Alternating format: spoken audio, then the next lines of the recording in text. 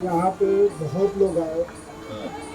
यहाँ पे पूर्वांचल के नेता और भी जो यहाँ के लोकल नेता, हर आदमी मेरे को आश्वासन दिया कि हम आपके साथ खड़े हैं, लेकिन कोई भी आश्वासन देकर चले गए। उसके बाद किसी भी तरह से हमें कोई मदद नहीं मिला। रोता बिलखता ये वो परिवार है जिसने दौलताबाद के एक निजी कंपनी में हुए अग्निकांड में अपना सब कुछ गंवा दिया। इनका नाम उपेंद्र सिंह है, जिनका एक बेटा अग्निकांड में बुरी तरह झुलसकर मौत के मुंह में समा गया, तो वहीं दूसरा बेटा घायल है, जिसका इलाज दिल्ली के सफदरजंग अस्पताल में चल रहा है। उपेंद्र सिंह की आंखों से उस वक्त झरझर आंसू बहने लगे जब हरियाणा के पूर्व डीजीपी सिलमधुर उनके दरवाजे पर उनका हाल चाल जानने के लिए पहुंचे थे। उपेंद्र सिंह ने सिलमधुर के सामने रोते बिलखते हुए कहा कि मुझे अनेक नेताओं ने लंबे चौड़े वादे किए, सबने मदद का भरोसा दिया। एक भाजपा नेता जो आगामी विधानसभा चुनाव में गुरुग्राम विधानसभा से चुनाव लड़ने की योजना बना रहे हैं, उन्होंने तो मीडिया में बयान जारी कर प्रत्येक मृतक के परिजन को 50-50 हजार रुपए देने का भी वादा कर दिया, लेकिन 10 दिन से ज्यादा का समय बीत गया, 1 रुपया नहीं मिला। सभी नेता अपनी नेतागिरी चमकाकर चले गए, अखबारों में फोटो छपवाकर हमें भूल गए। मुख्यमंत्री ने उचित मुआवजा देने की घोषणा की है, लेकिन हाथ में कब तक आएगा ये कोई नहीं जानता। वहीं पूर्व पुलिस महानिदेशक शील मधुर ने उपेंद्र सिंह को आश्वासन देते हुए कहा कि तुम्हें आगे ज्यादा तकलीफें नहीं झेलनी पड़ेंगी। मैंने तुम्हारे सामने ही डीसी महोदय को तो फोन कर दिया था। इसके अलावा मैंने मुख्यमंत्री कार्यालय में भी बात कर उनसे अनुरोध किया है कि तुम्हारे लिए मुख्यमंत्री ने जिस सहायता राशि की घोषणा की है वो तुम्हें जल्द से जल्द दिया जाए। उन्होंने उपेंद्र को समझाते हुए कहा कि तुम अपने मन में किसी प्रकार की कोई शंका मत रखो, सरकार एवं प्रशासन दोनों ही तुम्हारी मदद के लिए तैयार खड़े हैं।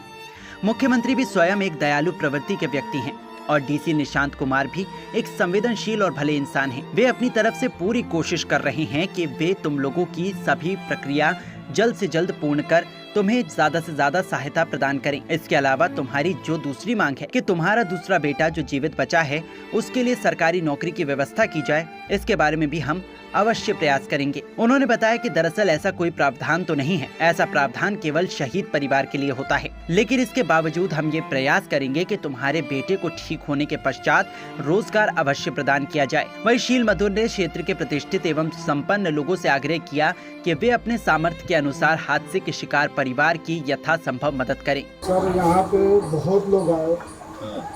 यहाँ पे पूर्वांचल के नेता और भी जो यहाँ के लोकल नेता, मुकेश शर्मा जी भी आए।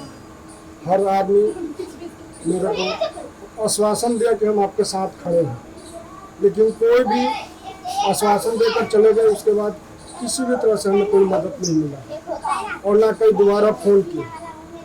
एक आप ही हो साहब, आपने सुना ना, मेरे को जानते हैं ना पहचानते हैं कि मेरे साथ ये घटना घटा है। और जिस दिन आपसे मिलने के लिए घर पे गया, उस दिन बिना पूछे क्या है, कैसे है, कहाँ के हैं, आपने 51,000 का चेक जो काट कर दे दिया, उसके द्वारा मैं अपने जो दूसरा बेटा हॉस्पिटल में भर्ती है उसका मैं इलाज कर पा रहा हूँ। सर आपके सहयोग के लिए मैं बहुत धन्यवाद करता हूँ। नहीं, धन्यवाद की बात है, एक तो मानवता की बात है। लेकिन आपके दूसरा बेटा अभी मेरा सौगृह में रखा हुआ, अभी उसका अंतिम संस्कार नहीं किया। और मुख्यमंत्री नायब सिंह सैनी 27 तारीख को आए थे, उन्होंने मिला, उन्होंने बोला कि बेटे इलाज के लिए हम सारा खर्चे करेंगे, लेकिन इलाज के लिए सर अभी तो हॉस्पिटल द्वारा ये हो रहा है, और जो भी हमारे पास जो आपने दिया था उस पैसे से हम अपने अभी खर्चे जो चला रहे हैं। ठीक है, उन्होंने बोला था कि दूसरे बेटे के लिए हम नौकरी का जब ठीक हो जाएगा तो हम करेंगे, लेकिन उसके लिए हमें कोई लिखित में नहीं मिला है। इसके लिए मैं आपसे गुजारिश करता हूं कि आप मुख्यमंत्री तक ये बातें पहुंचाइए, डीसी तक ये बातें पहुंचाइए। मुझे न्याय मिलना चाहिए, क्योंकि पैसा कोई बड़ी बात नहीं है। ठीक है, जो बेटा मेरा अभी हॉस्पिटल में है, अगर मुख्यमंत्री ने ये बोला है, आश्वासन दिया है, तो उसके लिए आप इससे गुजारिश है कि हमें ये मैंने जो है आपको मालूम होना चाहिए कि यहाँ पे प्रशासन बहुत अच्छा है। डीसी साहब जो है निशांत यादव जी, उनका नाम है, बहुत अच्छे आदमी है, उनके हृदय में काफ़ी संवेदना है। मैंने 2-3 बार इस इशू पे आपके बारे में बात की है, तो मैंने यही उनको अनुरोध किया कि जो मुख्यमंत्री जी ने जो आश्वासन दिया था तो मुआवजा के रूप में कि कुछ हेल्प हो जाएगी आर्थिक रूप से, उसको जल्दी करवा दें। तो वो उन्होंने उस लाइन पे कार्य को शुरू कर दिया है और उसके बाद ही शायद आपको बुलाया भी था, अभी ID OD सब इकट्ठा करना है। जी जी तो उनके अंदर भी भावना है और रोजगार के लिए भी मैंने उनको कहा है जी जी कि जो है जो भी है सरकार की तरफ से रोजगार मिलना चाहिए। जी ये मेरी फीलिंग है कि भाई एक बच्चा आपका डेथ हो गया, एक बच्चा जो है इंजर्ड है, अभी घायल हुआ, सफदरजंग अस्पताल में है। जी तो जब वो बचेगा ही बचेगा, आप हौसला रखो कि उसको कुछ नहीं होगा, जी जी बिल्कुल बच जाएगा। जी जी उसके बाद उसको नौकरी मिलेगी।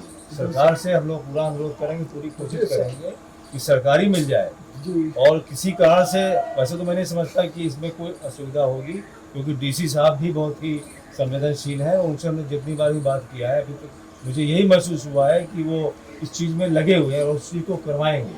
तो मैं, आप इस बात का आश्वासन रखो कि आप यहाँ पे अपने आप को अकेले मत सोचो कि बाहर से आए हुए हैं और इतने 96 से आप आए हुए हो। जी 96 से आज देखो 30 साल हो गए, करीब 27 साल। तो ये आपका ही जगह है। आप जो है यहाँ पे, आप लोगों सभी मजदूरों ने यहाँ पे अपना योगदान दिया है, अपने इतना बड़ा गुड़गांव बनाया है। आसपास के फरीदाबाद में भी जो है पूर्वांचल के लोग हैं, उत्तर प्रदेश के हैं, बाहर जितने लोग भी आए हुए हैं, लोकल लोग भी यहाँ पे इंजर्ड हुए हैं जो उसमें अपना घटना हुई है। तो मैंने सभी के लिए भी बोला है, जैसे कि 4 लोगों की तो मृत्यु हुई है, जिसमें कि एक अपना बेटा है और 3 और हैं, वो भी शायद पूर्वांचल में ही है। तो सभी के लिए ही मैंने बोला है कि भाई इनको जो है सारी चीज़ें जो मुआवजा है सरकार को भी मिले और नौकरी के लिए भी इनको सबको मिलना चाहिए। तो जिसमें आपको सबसे ज़्यादा कष्ट है क्योंकि आपके 2 बच्चों का इसमें वो यही हुआ। सहारा थे हमारा। नहीं, सहारा आपका रहेगा बेटा। आप एक तो नुकसान हो गया, देखो उसमें तो अब जिसकी भी जो दोष है मुकदमा ही पुलिस ने दर्ज किया हुआ है, उसको अंदर भी दे दिया है।